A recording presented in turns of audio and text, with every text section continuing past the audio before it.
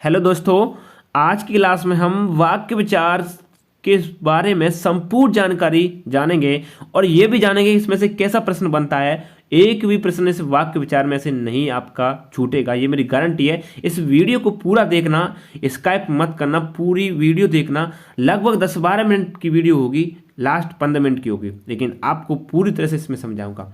सबसे पहले ये समझिए कि वाक्य क्या होता है।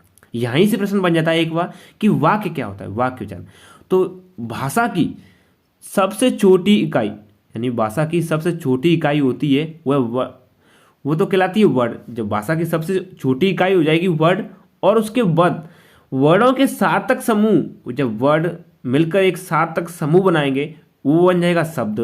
और जब शब्दों के सार्थक समूह से क्या बनेगा, वाक्य बनेगा। जैसे अ और क दोनों जुड़ जाएंगे जी वर्ड, तो क्या हो जाएगा, अक क्या हो जाएगा, शब्द। अगर इसी तरह से राम आगरा जाता है, जब ये पूरा की पूरा एक वाक्य बन जाएगा, उसी को कहते हैं, यानी ये कह सकते हैं भाषा की सबसे छोटी इकाई वर्ड, वर्डों के सार्थक समूह से बने शब्द बने सार्थक समूह को शब्द कहते हैं, और शब्दों के सार्थक समूह से ही वाक्य बनता है। ये समझ में आया कि नहीं, ये बताना मुझे। अब इससे आगे देखते हैं। अब देखते हैं यहां से कि वाक्यों के कितने अंग हैं। तो वाक्यों के अंग की बात करें तो वाक्यों के 2 अंग होते हैं। कौन कौन से, उद्देश्य और विधेय। कौन कौन से, उद्देश्य और विधेय। उद्देश्य किसे कहते हैं, तो वाक्य में इसके संबंध में कुछ कहा जाता है उसे उद्देश्य कहते हैं। वाक्य में इसके संबंध में ही कुछ कहा जाए उसे वाक्य कहते हैं। वाक्य में कर्ता ही उद्देश्य होता है, ये ध्यान रखना आप कि वाक्य में कर्ता ही मैन होता है, मैन काम कर्ता का होता है, उसे ही उद्देश्य कहते हैं। वैसे इसमें ये उद्देश्य वगैरह पूछा नहीं जाता है, कभी कभार पूछ ले तो ये देख लो। जैसे लड़के खेल रहे हैं, तो उद्देश्य हो गया। इसमें क्या है, जैसे लड़के खेल रहे हैं तो उद्देश्य कर्ता होगा, वही है उद्देश्य। लड़के क्या है, इसमें कर्ता है, ठीक है, तो उद्देश्य क्या हो जाएगा, लड़के हो जाएंगे। अगर बात करें विधेय की, तो उद्देश्य अर्थात कर्ता के संबंध में वाक्य में जो कुछ भी कहा जाता है उसे विधेय कहते हैं। यानी यहाँ पहले उद्देश्य की बात करें तो जो होता है वो कर्ता होता है, लेकिन यहाँ पर कर्ता के संबंध में क्या है तो वो होता है आपका विधेय। जैसे मोर नाच रहा है, ये रखना है। अब इससे आगे देखते हैं, ये तो हो गए अंग, लेकिन इसके बाद बात करें कि वाक्यों के भेद कितने होते हैं। अब बात आती है यहाँ पर वाक्यों के भेद की बात करें तो 3 प्रकार से माने जाते हैं। कौन कौन से, क्रिया के आधार पर, अर्थ के आधार पर और रचना के आधार पर। आपको याद होना चाहिए क्रिया अर्थ रचना। कैसे बोलोगे, क्रिया अर्थ रचना, पहले क्रिया के आधार बोलोगे। बाकी के 3 वेद होते हैं, कौन से, क्रिया अर्थ और रचना के आधार पर। 3 हो गए वेद। अब इनके भी अंदर होते हैं उपवाक्य वेद। कौन कौन से होते हैं पहले देखते हैं बारीकी से, एक एक क्रम को। एक ही प्रश्न छूटेगा नहीं, अभी मैं बताऊंगा आपको कैसे प्रश्न बनता है। क्रिया की बात करें तो कर्तवाच्य, और क्रिया में कौन कौन से होते हैं, कर्तवाच्य, कर्मवाच्य और भाववाच्य।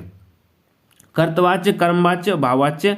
और अर्थम बात करें तो विधानात्मक वाक्य, निषेधात्मक वाक्य, आज्ञार्थक वाक्य, प्रश्नवाचक वाक्य, इच्छार्थक वाक्य, संदेहात्मक वाक्य, संकेतार्थक और विस्मयबोधक वाक्य।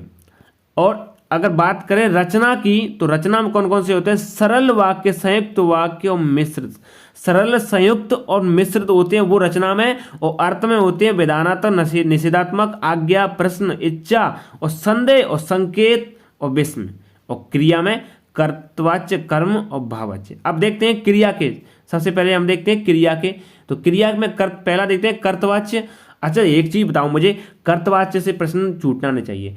जैसे इसमें क्या है कि आपको परिभाषा नहीं याद करनी है, सीधा सिंपल भंडा इसका ऐसे याद करने का है कि सीता गाना गा रही है, बट कोई काम हो रहा है, सीता गाना गा रही है, मैं पढ़ रहा हूँ, मैं खेल रहा हूँ, मैं सो रहा हूँ, मैं जा रहा हूँ, ये सारे के सारे काम होंगे तो वो कर्तवाच्य में आएंगे। आपको ध्यान रखना है सीधा कि मैं खेल रहा हूँ, मैं पढ़ रहा हूँ, इसमें नकारात्मक वाक्य नहीं आए, ध्यान रखना। मैं पढ़ रहा हूँ, खेल रहा हूँ, सो रहा हूँ, जा रहा हूँ, जाता हूँ, कुछ भी हो। जैसे अब इसकी डेफिनेशन क्या बोल रही है, जब वाक्य में क्रिया का संबंध सीधा कर्ता से होता है, वह क्रिया लिंग वचन कर्ता कारक के अनुसार प्रयुक्त होते हैं, उस कर्तवाच्य वाक्य कहते हैं। सीता गाना गा रही है। अब यहाँ कर्मवाच्य देखना, देखो कर्तवाच्य नहीं पूछा जाता है, ज़्यादा पूछा जाता है वो कर्मवाच्य या भाववाच्य पूछा जाता है। अब यहाँ पर ध्यान रखना आपको कि महेंद्र ने गाना गाया, सोहन ने गाना गाया, रोहन ने गाना यानी किसी ने जो काम किया, गाया, पढ़ाया, लिखाया, तो ये किस में है? कर्मवाच्य में। यहाँ परिभाषा क्या कह रही है जी देखो, जब वाक्य में प्रयुक्त क्रिया का सीधा संबंध वाक्य प्रयुक्त कर्म से होता है, यहाँ क्या कर्म से होता है, जब वाक्य में प्रयुक्त क्रिया का सीधा संबंध किससे हो? कर्म से हो, तो वो क्या होगा? कर्मवाच्य होगा। यहाँ कर्म की बात हो रही है, कर्ता कारक के अनुसार ना होकर कर्म के अनुसार प्रयुक्त होता है, उसे कर्मवाच्य प्रधान वाक्य कहते हैं। जैसे महेंद्र ने गाना गाया, गाना गाया, वहां महेंद्र पढ़ रहा है, तो वहां तो कर्तवाच्य, यहाँ गाया तो यहाँ पर क्या हो जाएगा? कर्मवाच्य हो जाएगा। ध्यान रखना, वहां तो काम कर रहा है वो, लेकिन यहाँ गाना गाया है, तो ये क्या हो जाएगा? कर्मवाच्य हो जाएगा। अगर यहाँ तीसरे की बात करें, सबसे ज्यादा पूछा जाता है, तो ये भाववाच्य से पूछा जाता है। भाववाच्य से कैसे? अब देखते हैं भाववाच्य। भाववाच्य की देखते हो, इसमें क्या है कि जब वाक्य में प्रयुक्त क्रिया ना तो कर्ता के अनुसार प्रयुक्त होती है और ना ही कर्म के अनुसार प्रयुक्त होती है, बल्कि भाव यानी भाव पैदा होते भाव के अनुसार, तो वह भाववाचक कहते हैं। जैसे पढ़ा नहीं जाता, इसमें तो ध्यान रखना है कि नकारात्मक वाक्य आ जाए तो भाववाचक ही आपको करना है। क्या नकारात्मक वाक्य आ जाए तो भाववाचक ही करना है आपको, ये ध्यान रखना। हेमराज से पढ़ा नहीं जाता, हेमराज से पढ़ा नहीं जाता, तो ये भाववाच्य ही है। नहीं, ध्यान रखना, नोट करो, यही चीज शब्द डेफिनेशन नहीं याद करनी है, बल्कि मेन पॉइंट वो याद करना है। अब इसे आगे देखते हैं, इसे आगे किसके? अर्थ के आधार पर। अर्थ के आधार पर बात करें तो विधानात्मक वाक्य, निषेधात्मक प्रश्न, आज्ञा, इच्छार्थ, संदेह, संकेतार्थक और विस्मय। एक एक को बारीक से देखते हैं, आपको याद होंगे ये।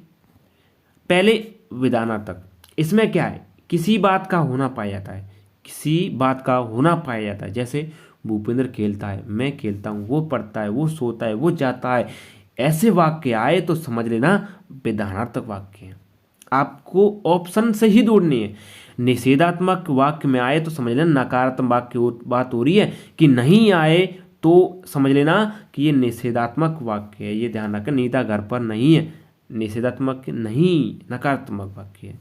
अगर यहाँ पर पूछे आज्ञार्थक वाक्य की बात करें तो जिस वाक्य में अन्य द्वारा आज्ञा या आदेश, अभी समझो आज्ञा बात हो रही तो आदेश, आज्ञा नहीं आदेश होने का देने का बोध। जैसे वर्षा तुम गाना गाओ, वर्षा तुम इस काम को कर दो, वर्षा तुम इस गाना गाओ, पढ़ो, ऐसे मैं आदेश दूं या आज्ञा दूं तो वो आज्ञा कहलाएगी। ये ऐसे ही प्रश्न में तोड़ना है, क्योंकि इसमें से आपको गलत नहीं करना है। अब प्रश्न तो सिंपल है, प्रश्न पूछ रहा है, प्रश्न पूछने का बोध हो उसे क्या कहेंगे? यानी प्रश्नवाचक सिंपल है। कौन सो रहा है, कौन पढ़ रहा है, कौन लिख रहा है, कौन गाना गा रहा है, कौन यानी प्रश्न पूछे तो ये प्रश्न, ये तो सिंपल है, इसमें कोई बड़ी बात नहीं है। लेकिन इच्छार्थक वाक्य की बात करें तो इच्छा या आशीर्वाद का बोध हो तो उसे कहते हैं इच्छार्थक वाक्य। इच्छा या आशीर्वाद का बोध हो, भगवान करे तुम्हारा भला हो, ये मेरी इच्छा है। क्या है? ये मेरी इच्छा है। भगवान करे तुम्हारा भला हो तो इच्छार्थक वाक्य कहलाता है। यहाँ पर इच्छा हो, मेरी इच्छा है कि तुम पास हो जाए, ऐसे कुछ वाक्य होते हैं ना कि भगवान करे तुम्हारा भला हो, अभी इच्छा है कि तुम्हारा भला हो, तो ये इच्छा आता हो।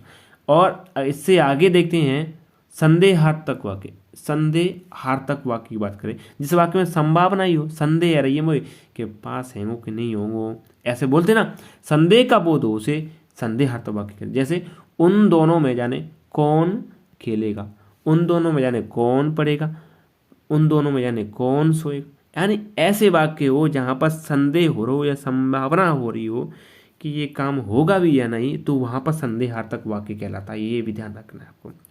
संकेतार्थ की बात करें, संकेतार्थक वाक्य, जिस वाक्य में संकेत या शर्त का बोध हो, यहाँ ध्यान रखना संदेह और संकेत इन दोनों में से पूछा जाएगा कंफ्यूजन करने के लिए। तो यहाँ पर तो संभावना और यहाँ पर संकेत हो कि यदि तुम पैसे दो तो मैं चलूँ। यहाँ पर क्या बताइए, उन दोनों में जाने कौन खेलेगा, वहाँ पर तो संभावना हो रही है, लेकिन यहाँ संकेत हो रही है कि यदि तुम मुझे पैसे दो तो मैं चलूँ। दोनों में फर्क है, समझना कि यहाँ पर संभावना में तो ये है कि संदेह में तो संभावना हो रही है कि कौन खेलेगा, यहाँ क्या हो रही है कि तुम मुझे पैसे दे दो तो मैं चलूँ, इसमें कोई संभावना तो हो नहीं रही है, संकेतित हो रहा है, ऐसे ध्यान रखना आपको। विस्मयादिबोधक ये सबसे ज़्यादा पूछेगा, छठा सात वाला, यानी संदेह और संकेतात्मक। विस्मयादिबोधक की बात करें तो विस्मयबोधक वाक्य, जिसमें तो वाक्य से विस्मय या आश्चर्य का भाव प्रकट हो, जैसे वाह कितना सुंदर दृश्य है, कितना सुंदर दृश्य, वाह कितना सुंदर, वाह तुम कितने अच्छे हो, ऐसे बोलते ना, वाह एक तरह से वाह, तो विस्मयबोधक वाक्य कहते हैं। इसके बाद कौन से हैं, रचना के आधार वाक्य को देखते हैं। कौन से, हमने दो पढ़ लिए हैं, अब तीसरे बात करते हैं रचना के आधार पर। रचना के आधार पर वाक्य की बात करें तो सरल वाक्य, संयुक्त वाक्य, मिश्र वाक्य। एक भी प्रश्न सरल और मिश्र संयुक्त में से नहीं छूटेगा, ये मेरी गारंटी है। तो देखते हैं, तो सरल वाक्य की बात करें, होता क्या है इसमें सरल, सरल आपको लैंग्वेज इसकी पढ़ने से पता चला कि सरल का मतलब ही सरल है, एक ही उद्देश्य, एक ही विधेय। जैसे नीता खाना बना रही है, मोहन खाना खा रहा है, तो सरल है, इसमें कोई बड़ी बात तो है नहीं। आप यहाँ पर देखिए क्या उसमें कुछ शब्द लगाए कि इसके अलावा कोई दूसरा उपवाक्य है क्या, क्या इसमें कोई प्रधान वाक्य है, नहीं है, सीधा सिंपल बात है कि नीता खाना बना रही है। लेकिन इसके बाद जो वाक्य आएगा, यहाँ से पूछा जाता है कि संयुक्त और मिश्र वाक्य से हमेशा प्रश्न बनते हैं। संयुक्त वाक्य की बात ही क्या, संयुक्त मतलब होता है जुड़ना। जिस वाक्य में दो या दो से अधिक साधारण वाक्य या प्रधान एक उपवाक्य किसी संयोजक शब्द से जुड़े हो, जैसे तथा, एवं या अथवा, और, परंतु, लेकिन, किंतु, बल्कि, अतः, इनसे जुड़े। ध्यान रखना, फिर से बोल रहा हूं मैं, अतः, तथा, या, अथवा, और, परंतु, लेकिन, किंतु, बल्कि, अतः। अब ये कन्फ्यूजन जरूर हो रही होगी आपके कि उनको याद कैसे करें। यहाँ एक प्रश्न देखो, जैसे भारत यहाँ भरत कर लेना, सॉरी, भरत आया किंतु भूपेंद्र चला गया। देखो एक काम होगा लेकिन उसके बाद दूसरा काम होगा, किंतु भूपेंद्र चला गया यहाँ, लेकिन वह काम उससे जुड़ा नहीं होगा। भरत आया था लेकिन इसके अपोजिट हो गया ना, किंतु भरत तो आया लेकिन भूपेंद्र चला गया। ऐसे ही दूसरा काम होगा, या, अथवा, किंतु, परंतु, लेकिन, बल्कि। ये काम तोड़ने का ज़्यादातर काम करते हैं, किंतु, परंतु, लेकिन, किंतु, परंतु। जैसे भरत आया किंतु भूपेंद्र चला गया, तोड़ने या जोड़ने। एक संयुक्त वाक्य के बाद मिश्र वाक्य को देखिए, तब आपको पता चल जाएगा। संयुक्त वाक्य में क्या होता है कि जब दो वाक्य से अधिक, एक तो साधारण वाक्य, एक दो साधारण वाक्य हो सकते हैं, या फिर प्रधान उपवाक्य भी हो सकता है, जो तथा, एवं, या, अथवा, और, परंतु, लेकिन, किंतु, बल्कि से जुड़े हो। इसे आगे देखते हैं मिश्र वाक्य। बहुत प्रश्न बनते हैं मिश्र वाक्य से। मिश्र वाक्य, जिस वाक्य में एक प्रधान उपवाक्य तथा एक या एक से अधिक आश्रित उपवाक्य हो, एक प्रधान व उसके बाद आश्रित उपवाक्य हो, और जो भी की, जो, जिसका, जिसके, यहाँ पर आपको ध्यान रखना या संबंध पढ़ना है, क्योंकि, यदि, तो, अगर, इसलिए भी, इतना। तो ध्यान रखना यहाँ मिश्र वाक्य होगा, किन, जो, की, जिसका, जिसके, यदि, तो, अगर, इसलिए भी, इतना। अब देखते हैं इसके कुछ उपवाक्य, प्रधान उपवाक्य। प्रधान उपवाक्य की बात करें तो जो वाक्य में उद्देश्य व मुख्य विधेय से बना हो, जो मुख्य उद्देश्य और मुख्य विधेय से बना हो, जैसे गांधी जी ने कहा कि सदा सत्य बोलो, तो ये प्रधान उपवाक्य है। लेकिन प्रश्न बनता है आश्रित उपवाक्य से। आश्रित उपवाक्य की बात कर तीन प्रकार के होते हैं, कौन कौन से देखते हैं। संज्ञा, या समझ में आ रहा होगा, संज्ञा का संज्ञा, तो ऐसे उपवाक्य जो वाक्य में संज्ञा की तरह काम करें, जैसे की का, जैसे मैंने सुना है कि वह कल आएंगे, इसमें का, की का लोप है लेकिन सही है ये संज्ञा उपवाक्य। मैंने सुना है कि वह कल आएंगे, ये कौन सा मिश्रित वाक्य है, लेकिन संज्ञा उपवाक्य मिश्रित में, ये ध्यान रखना आपको। ऐसे हो गया ना, संज्ञा की का अगर जुड़े तो वो संज्ञा उपवाक्य हो जाएगा, मैंने सुना है कि वे कल आएंगे। दूसरा है कि विशेषण उपवाक्य, वे उपवाक्य जो प्रधान वाक्य में कर्ता अथवा कर्म या संज्ञा अथवा सर्वनाम की विशेषता बताते हैं। यहाँ पर किसकी विशेषता बताने, यहाँ प्रधान वाक्य में कर्ता, कर्म या संज्ञा की विशेषता बताते हैं, सर्वनाम की विशेषता बताते हैं, वो विशेषण उपवाक्य कहलाते हैं। जैसे जिसका, जिसकी, जिसके, जो, जिससे आपको काम था वह व्यक्ति चला गया, यहाँ पर भी संबंध बना है, यानी जिससे आपको काम था वह व्यक्ति चला गया, तो वो कौन सा होगा, विशेषण उपवाक्य। यहाँ आपको सीधा ध्यान रखना, जिससे, जिसको, जिसके, तो वो विशेषण उपवाक्य होगा, ये ध्यान रखना आपको। और इसके बाद देखते हैं क्रिया विशेषण, कौन सा, क्रिया विशेषण उपवाक्य। अगर क्रिया विशेषण उपवाक्य की बात करें तो जो प्रधान उपवाक्य की क्रिया की विशेषता बताते हैं, जो प्रधान उपवाक्य की क्रिया की विशेषता बताते हैं। जैसे कि इसमें ध्यान रखना आपको, सीधा सिंपल, कि, क्योंकि, जो, यदि, तो, अगर, भी, इतना, ये शब्द आए तो समझ लेना कि क्रिया विशेषण उपवाक्य है। यदि दिन भर खेलोगे तो कब पढ़ोगे, ये प्रश्न। तो एक बार इनको अच्छे से देखना, वीडियो को बार बार देखना, आपको याद हो जाएंगे और एक ही प्रश्न आपसे नहीं छूटेगा। थैंक यू, मिलते हैं एक और क्लास साथ में। और साथ ही इस चैनल पर नए तो चैनल को सब्सक्राइब जरूर कर लें और साथ ही बेल आइकन प्रेस कर लें। Thank you.